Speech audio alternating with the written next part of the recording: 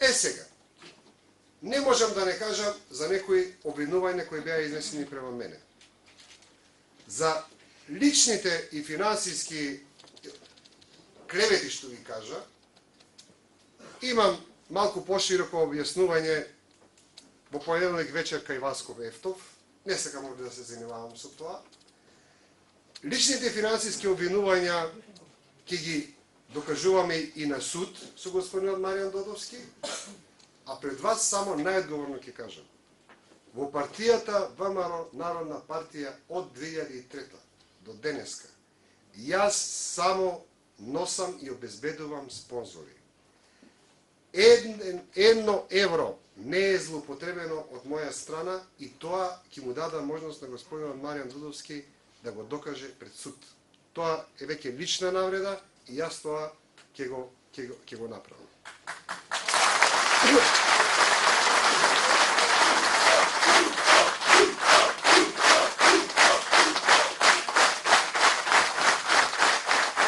Ќе се задржам на политичкото обвинување, дека тој не сака по никоја цена да прави коалиција со СДСМ, а дека Ѓорѓиевски е за коалиција со СДСМ.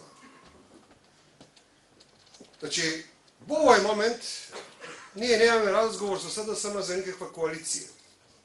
Не знам што ќе се случи после година дена и на што се ќе не примораат нашите бивши пријатели со нивното однесување од страна на ДПМН. Меѓутоа, за тоа ќе имаме многу седници и на извршен комитет и на централен комитет пред да ја донесеме таа одлука. Меѓутоа, сакам да прокоментирам малку за минатото. Ајде да се подсетиме која даде последната изјава во Македонија на парламентарните избори дека ВМРО Народна партија децидно ќе прави коалиција со СДСМ. Јас во Куманово реков дека, не знам, 70% или најголем број од членовите на општинските комитети, за жал во овој момент повеќе сакаат да прават коалиција со СДСМ колку со ВМРО ДПМН. После тоа тој имаше децидна изјава дека ќе правиме коалиција со СДСМ, што беше лајт мотив на целата кампања од тој момент до крајот на ВМРО ДПМН против нас. И не само тоа.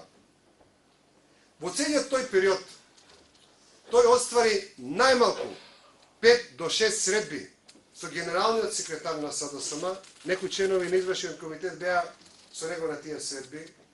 Оствари најмалку 10 средби со Стефчо Јакимовски и со некои други функционери на СДСМ. Истиот тој човек јавно тоа го зборуваше што го правеше со луѓето од комитетите. Трета работа. Тој е против коалиција со СДСМ. Јас ќе ве потсетам, почитувани граѓани. Ние во овој момент на локално ниво имаме неколку коалиции со СДСМ, имаме некои коалиции со ВМРО ДПМН, нели? Меѓутоа да зборуваме за оние со СДСМ. Во Охрид, ќе кажам карактеристични, во Охрид, Карпош и Куманово. Сегде во правењето на тие коалиции учествуваше тој, јас нигде не сум се ни појавил. Мислам дека дури не ме ни прашаа, односно ако ме прашале дали може, сум рекол може, правете ако најдете добар договор. Сега има некои карактеристични моменти. Карпош, советникот е тука. Тој лично не сакаше да прави коалиција со Стефчо Јакимовски. Маријан Додовски упорно му вршеше притисок да прави коалиција со Стефчо Јакимовски. И после тоа одеше кај него и бараше разни услуги. Барем 10 средби има направено Маријан Додовски со Стефчо Јакимовски и јас не знам што станува со луѓето. Тоа што го прават тие, за тоа ме обвинуваат мене. Јас навистина не знам, имаат ли малку етика во својата душа. Вториот, Милија Кимовски, се јавува некој на канал 5 и зборува дека тој е за коалиција со матичната партија, дека не треба со СДСМ, треба со ВМРО ДПМН. Пак велам бе луѓе. Што име на луѓето? Милија Кимовски во овој момент, не во овој момент, година, 2 години наназад, 3 години, е во лична и персонална коалиција со СДСМ во Куманово. Не само што е во лична коалиција, тој и е заменик директор на комуналното предпријатие поставен од СДСМ. И трета работа, во моментот кога ја даваше изјавата ја даде од Тирска, каде што е со градоначалникот на Куманово од СДСМ во работна посета. И тој вели, тој не е за со СДСМ, со ДПМН е.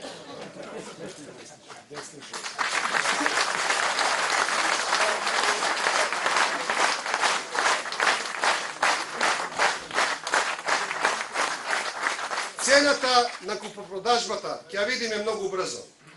Тие 5-6 луѓе што замина, ќе видиме многу брзо какви работни места ќе добијат, а цената на купопродажбата на нашиот председател ќе ја гледаме уште поактивно. Денеска има централен регистар, сите банкари во било која банка само ќе напишат Маријан Додовски и излегува неговото кредитно досие. Сите ние пријатели банкари што имаме, точно ќе гледаме како сега од тука натаму ќе си ги враќат долговите истиот тој господин. Така што мене ми е жал што повторно бевме предмет. Порано во некои други циклуси се купуваа, предпоставувам, само за функции и за работни места, а овој пат за жал и за пари. Значи, ваквото однесување е директна последица на мојата одлука зошто оваа партија треба да ја преземам и понатаму да действам.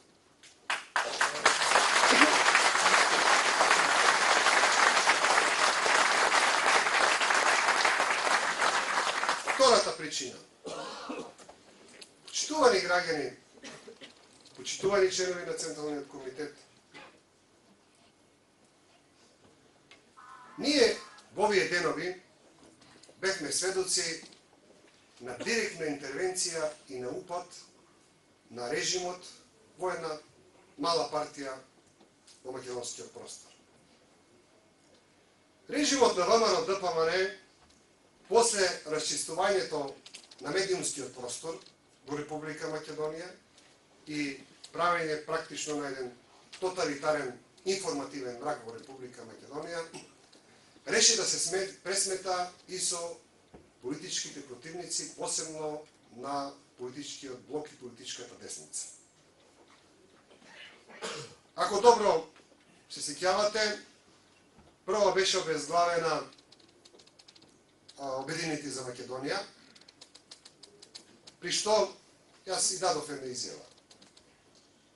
Љубе Бошковски има сериозни проблеми како човек и како личност. Меѓутоа, тоа е една слабост на Љубе Бошковски. Тоа што Љубе Бошковски не знае што зборува и тресе глупости што се вика на квадрат, е една друга работа, ама некој човек, затоа што те навредил, да го оттера 7 години во затвор, мислам дека тоа ни режимите во Латинска Америка не го прават. Дека се работи за сомнителен судски процес, дека се работи за наместен судски процес, тоа е веќе на пилињата им јасно.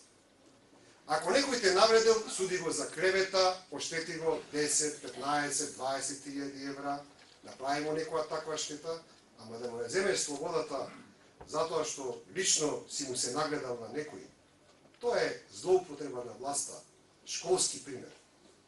Значи, ја обезглавија ВМРО, Обединети за Македонија. Стојанче, како што гледате, замина во Сомалија на работа. Им остана само ВМРО Народна партија.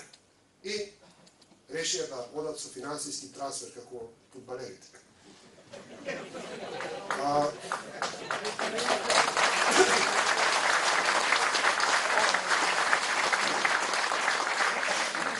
И пазите ги изјавите. ВМРО Народна партија донесе одлука да се распушти. Не постои ВМРО Народна партија. Мртва е. Тука има сведочи и на извршен комитет, уште повеќе и на Централен комитет. Како се распушта една партија? Се распушта со одлуки на органите на таа партија. Ние не сме го поставиле прашањето за распуштање на ВМРО Народна партија. Ни на извршен, а не па да го доставиме на Централен комитет. Така што, тука некој ќе одговара и за лажно представување на политичките партии. Што беше политиката? Што беше целта на ВМРО ДПМН? Целта ја кажа нивниот експерт Владимир Божиновски. Тој вели вака во едни од тие експертските коментари, инаку не знам дали забележувате. Македонска телевизија, Канал 5 и Сител имаат еден многу интересен момент од времето на комунизмот. Тие само ги даваат изјавите на другата страна и експерти од другата страна. Ниједна од тие телевизии не пренела ниту директна изјава од мене, ниту од пресконференција, ниту да речеме од некоја изјава.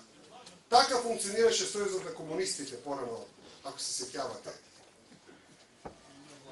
Меѓутоа, тоа е веќе втора борба која со тек на времето ќе ја разбиваме. Значи, Владимир Божиновски што кажа?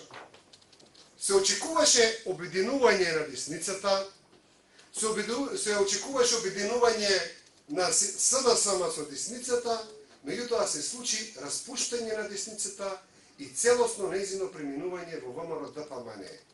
И довади уште една реченица. Од сега тие 60.000 гласа, кои одеа ваму или таму, ќе си дојдат во ВМРО ДПМН. Тоа е политичката цел, која сакаше да ја оствари ВМРО ДПМН. И ние овде ќе им порачаме. Не само што тие 60.000 гласа ќе ги зачуваме надвор од нивното гласачко тело, туку и ќе го зголемиме за наредните.